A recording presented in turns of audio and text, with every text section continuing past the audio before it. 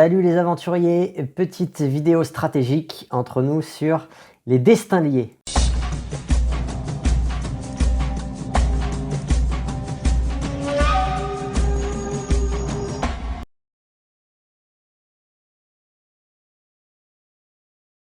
Ça existe depuis la saison 12 en Malaisie, excepté 2 entorses, à la nouvelle édition et à la saison 16, l'île au trésor, qui est définitivement la saison la plus nulle de l'histoire.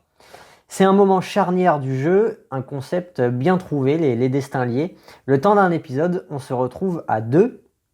Alors ça augmente soudainement la variance, et de beaucoup. Il y a 3 possibilités. Soit ça se passe au F12, c'est arrivé qu'une seule fois pour la guerre des chefs. Soit ça se passe au F10, soit au F8. Dans la structure moderne, ça s'en sert bien au F10, puisque la prod aime bien mettre une épreuve éliminatoire juste avant la finale, qui se joue maintenant tout le temps à 5. Alors si jamais c'est au F8, la variance est encore plus forte. C'est comme si on n'était que 4 presque, enfin il y a quelques subtilités. Et comme en plus il y a un binôme qui gagne le totem, on a en gros une chance sur 3 d'être éliminé. Donc c'est vraiment très tendu. Le F10 déjà c'est un peu plus souple et c'est ce qui se passe la plupart du temps.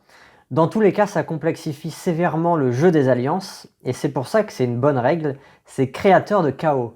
En fait ça oblige à raisonner de manière plus générale que d'habitude, à savoir que d'habitude il y a une personne à cibler, voire 2 en cas de collier. Donc il y a juste à choisir quelqu'un de l'alliance adverse et basta. Là on remarque que c'est l'appréciation générale des binômes qui oriente nos votes. Exemple simplifié, alors si dans le binôme vert-olive, j'adore A et je déteste B, et que dans le même temps, dans le binôme coquille d'œuf, j'apprécie moyennement A et moyennement B, qu'est-ce que je fais? Et déjà, c'est pas généralisable. Même s'il y a une tendance globale, ce serait malgré tout de voter contre le binôme coquille d'œuf, car c'est l'adoration qui va protéger la détestation. Les mots sont exagérés, mais bon, c'est pour l'idée. Alors c'est pas tout le temps vrai, là je viens de penser que par exemple Gustin avait voté contre le binôme de Cassandre et Maxime, donc voilà, bon après c'est pas non plus généralisable comme ce que j'ai dit, c'est une tendance globale. Comme on le voit aussi un peu dans ce que je viens de dire, les destins liés pour les téléspectateurs c'est aussi l'occasion d'enrichir son champ lexical des couleurs. Notamment je me souviens des 4 terres, Denis avait acheté un pack d'aquarelles premier prix dans une foire fouille locale. Il a peint les billes du tirage au sort en vert olive, turquoise, mauve et saumon. Il n'avait pas eu le temps de finir, il avait laissé une bille en blanc. Donc blague à part, je sais pourquoi ils avaient fait ça, parce que les couleurs classiques violet, orange, bleu et vert étaient déjà prises pour les tribus d'origine. Et oui, c'était les 4 terres. Donc impossible de les remettre, ça aurait donné des petits quiproquos. Ce qui veut dire qu'on devrait avoir droit à la même scène cette saison. Alors, pour cette saison, Denis, j'espère que tu as utilisé les couleurs bistre, pelure d'oignon, bleu givré, pistache et cuisse de nymphe émue. Oui, ça existe. C'était pas assez précis comme ça, ils ont rajouté un adjectif derrière. D'ailleurs, l'autre jour, j'étais dans une boutique et le mec devant moi demandait au vendeur excusez-moi, il vous reste des pantalons en cuisse de nymphe émue? Alors attendez, non, je suis désolé. Rupture de stock, c'est très demandé. Il m'en reste en énervé, si vous voulez, mais ému, j'ai plus, non. D'accord, non, ok, bon, c'est pas grave. Je vais juste vous prendre la veste coquille d'œuf alors. Bref, bon, je vous laisse imaginer sinon Denis Brognard dire Frédéric, retournez, ouvrez, vous appartenez au binôme bleu givré. Bref, on a une règle du jeu qui peut aller jusqu'à mettre les candidats dans une posture obligatoire de trahison si les 10 candidats font trop de promesses. Voilà, sinon, alors avant de passer aux choses sérieuses, parce que cette vidéo quand même va être un peu sérieuse, 2 remarques annexes. La production fait tout son possible pour que les binômes soient mixés. Et même dans le cas de déséquilibre homme-femme, ils mixent au maximum et il va rester un binôme 100% féminin ou masculin. Moi, je pense dans un pur souci d'équité, de force physique, même s'ils font attention aux épreuves, et justement c'est le deuxième point, les destins liés, c'est l'occasion d'avoir de nouvelles épreuves qui fonctionnent pour 2 personnes, ça ouvre la porte à d'autres jeux, pas ceux où on est 5-6, pas les épreuves individuelles non plus, mais des épreuves de coordination, des épreuves à la Pékin Express en fait. Alors, on passe aux choses sérieuses maintenant. Les destins liés, ça casse la dynamique du jeu. Alors si, admettons, un pagonjing était en cours, eh ben, ça risque de se stopper. Après, bien sûr, ça dépend du hasard. Mais la règle en elle-même, c'est une marge de manœuvre qu'a la production pour détruire les alliances de couleurs et créer une vraie équipe blanche. Alors c'est intéressant également parce que c'est comme la partie en équipe. On est en équipe avec quelqu'un, cependant ça reste un jeu individuel. Ça s'inscrit dans un jeu individuel. D'où des scènes légendaires où on veut cacher à notre propre binôme un avantage comme un collier d'immunité, on se souvient de Teyura et Charlotte. Alors, on va passer à la phase résolution théorique. Le truc, et là on va parler de stratégie, c'est que les destins liés, c'est une opportunité gigantesque de prendre un risque. Quand on est en situation de faiblesse, avant cet épisode, il faut voir les destins liés comme les soldes, comme une promotion, une réduction, je veux dire, sur les prix, comme une offre exclusive à ne pas rater, valable dans un délai très court. Donc il y a un intérêt stratégique fort à prendre un risque pour plusieurs raisons. Comme dit précédemment, c'est créateur de chaos. Donc c'est plus facile de retourner la situation. Quelqu'un qui serait doué en persuasion, il peut très bien guider les votes en disant oui, tu peux voter machin parce qu'il est avec bidule, tu l'apprécies, mais il peut nous aider. Des choses vraies, en fait, on persuade en disant des vérités, mais si on tourne le truc dans tous les sens, on pourrait tout autant défendre d'autres points de vue en disant des vérités également. Donc la stratégie, c'est insister sur les vérités qui nous arrangent nous personnellement. En gros, ce que je veux dire, c'est que le tirage au sort parfait n'existe pas, donc c'est logique que chacun soit emmerdé pour voter, et c'est quand quelqu'un est emmerdé qu'il est le plus ouvert et facile à convaincre, puisqu'il trouvera des motifs d'insatisfaction aux différents votes possibles. Ensuite, comptablement, on a 2 éliminés. C'est-à-dire qu'au F10, on est loin de la finale, mais en réalité pas tant que ça. Car qu'est-ce qui se passe après? En gros, 2 conseils et une épreuve éliminatoire. Si jamais vous êtes dans la merde avant, et que vous passez cette étape avec une protection habituelle type totem ou collier, donc sans changer la composition des forces en présence, vous êtes encore dans la merde après. Alors bien sûr, après c'est du cas par cas, mais j'ai presque envie de dire que c'est une nécessité de faire un move à ce moment-là, persuasion, bluff, donner un collier, que sais-je. Je vais prendre des exemples.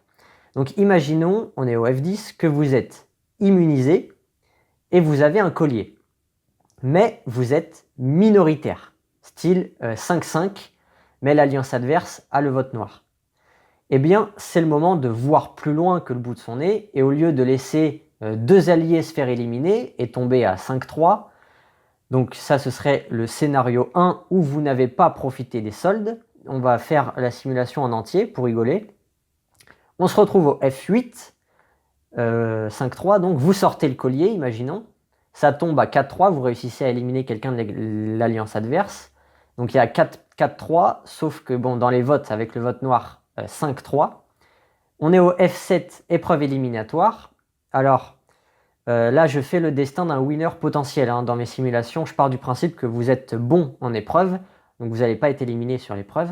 Mais il y a quand même 2 branches. Soit ça fait 4-2, donc 5 votes à 2, soit ça fait 3-3. Mais toujours 4 votes à 3 avec le vote noir pour l'alliance adverse. Dans les 2 cas, vous êtes en must-win sur le dernier totem, qui d'ailleurs est la même épreuve, généralement. Le dernier totem, c'est l'épreuve éliminatoire. Donc, dernier conseil, en dehors d'un totem ou d'un social monstrueux, vous êtes mort. Autre possibilité, chaque saison, la production joue à pile ou face, en cachette, c'est pas montré à la télé. Et si c'est pile, alors il y a la fameuse épreuve de rattrapage entre les 2 éliminés des binômes. Donc un allié revient dans la danse. On refait une autre simulation avec cette possibilité. On est donc au F8, il y a quelqu'un qui revient, on revient au F9. Et il y a 5-4. Mais nous on a le vote noir. Donc 5-5, mais ça change rien, si ce n'est que ça augmente l'humiliation puisqu'il y aura en bonus au conseil 10 petites minutes entre le vote et le revote où vous êtes sûr à 100% d'être éliminé totalement impuissant. Donc vous êtes mort. Autre possibilité, toujours pareil, vous ne prenez pas de risque, vous sortez le collier, comme dans la toute première simulation. Bon là, ok, vous passez ce conseil. Sauf qu'après, on est au F8, 4-4, mais 5 votes à 4 pour les adversaires qui ont le vote noir. Imaginons que vous gagnez le totem, ok, cool. On passe au F7, ça n'a rien changé puisque un membre de votre alliance s'est fait éliminer. Vous êtes donc à 4-3, même si vous avez le vote noir. Épreuve éliminatoire, là il y a deux branches, soit ça fait 4-2, le vote noir ne change rien, et vous êtes en must win sur le dernier totem, sinon vous êtes mort. Soit ça fait 3-3 plus les votes noirs, et là, alléluia, on a enfin une situation où on file en finale. Alors bien sûr, la pratique est plus compliquée que la théorie. Là, les simulations faites ne prennent pas en compte des votes de pénalité, de plus en plus courants dans Koh Lanta, ou des trahisons d'alliance, ou comme je l'ai dit à un moment donné, un social monstrueux qui peut suffire à nous sauver. Cela dit, le fonctionnement de la théorie des jeux, et c'est ce que je fais là, c'est de partir du principe que nos adversaires jouent parfaitement. Ce qui revient à dire pour Koh Lanta que l'alliance adverse va faire bloc et viser les profils de gagnants de l'alliance minoritaire, à savoir nous, nous-mêmes, dans nos simulations. Et je dis tout ça parce que là, je suis dans la section résolution théorique du jeu. Donc si tout le monde est bon, derrière, avec nos simulations, on voit qu'on est mort dans 80% des simulations. Donc voilà, c'est important de trouver une solution stratégique au moment des destins liés. Il est évident que si vous sentez un casting plus faible, c'est-à-dire des fissures dans l'alliance adverse, autant abandonner la théorie des jeux et bifurquer vers le jeu exploitant qui conseillerait, dans l'exemple que je viens de citer, de laisser couler et garder son collier. Bon, c'était un peu long, c'était le premier exemple, celui où on a totem plus collier et une alliance minoritaire. C'est pour dire que voilà, les destins liés rend la position attentiste mortelle, d'un point de vue théorique. Je prends un second exemple. Vous n'avez pas le totem cette fois. Vous avez quand même un collier. Et vous êtes encore une fois minoritaire, mais cette fois, on va dire 6-4. Ici, le move serait de ne pas sortir son collier. Alors vous resterez minoritaire derrière, soit 4-4, soit 5-3, ça dépend qui est éliminé.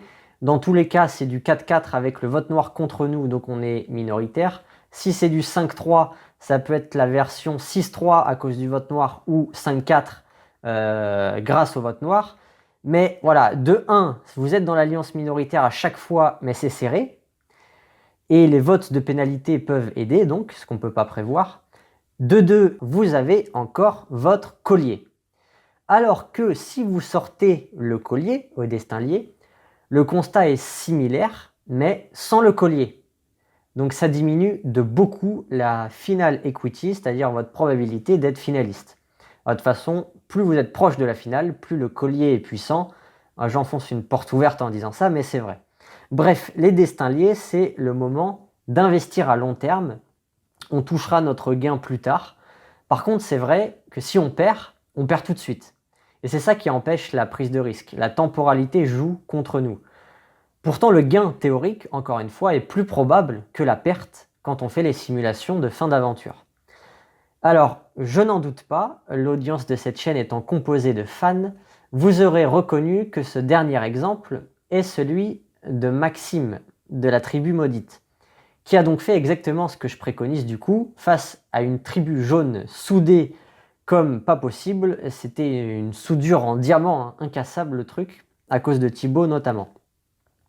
Et d'ailleurs, ça me fait penser, un tout dernier point à citer sur le pourquoi il est nécessaire d'être stratégique au destin lié, c'est que si la pièce lancée par la production tombe sur pile, on a droit à la fameuse épreuve de rattrapage. Donc, finalement, c'est une élimination au destin lié, qui n'est pas vraiment une élimination, mais qui débouche sur une épreuve et une potentielle réintégration du jeu, comme si on n'avait jamais été éliminé.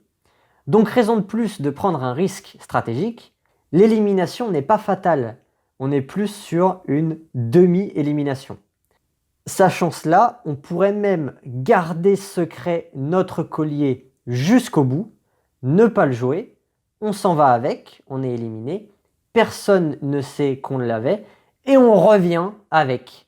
Et je peux vous assurer que là, à part Jean-Stanislas le 6 paranoïaque, strictement personne n'imaginera qu'on a un collier. On est sur du 10 sur 10 sur l'échelle de Richter en matière de surprise. Donc, en résumé, sans oublier que la chance joue un grand rôle. On peut dire que la règle avantage le social de quantité, qu'il avantage les binômes forts en épreuve, puisque voilà, on a une chance sur 5 de gagner le totem, il y a moins de variance sur les épreuves, et ça doit surtout être vu comme une opportunité pour renverser la vapeur. Quand on est dans l'alliance minoritaire, en revanche, il me semble que quand on aborde les destins liés dans l'alliance majoritaire, ça ne sera pas vraiment différent des autres conseils de l'aventure. Voilà pour ma vision donc des destins liés. Dites-moi ce que vous en pensez dans les commentaires. Comme je l'ai dit, hein, c'est une règle très intéressante qui brouille les pistes, qui redistribue les cartes en fait, qui remet du suspense finalement. Donc c'est toujours extrêmement intéressant. C'est un moment dangereux pour tous les candidats, même les candidats qui sont assez bien placés dans le jeu, qui sont très forts. Tout peut arriver finalement à ce moment-là. Donc dites-moi ce que vous en pensez dans les commentaires. Dites-moi si vous aimez, même si je pense que du coup la réponse est oui.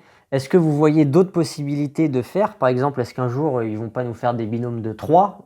Du coup, c'est pas des binômes, mais je veux dire, est-ce qu'ils vont pas nous les mettre à 3? Ça pourrait être intéressant aussi. Voilà, il y aurait des pistes à explorer. Dites-moi tout ça dans les commentaires. Je vous souhaite le meilleur et je vous dis à la prochaine. Maratane.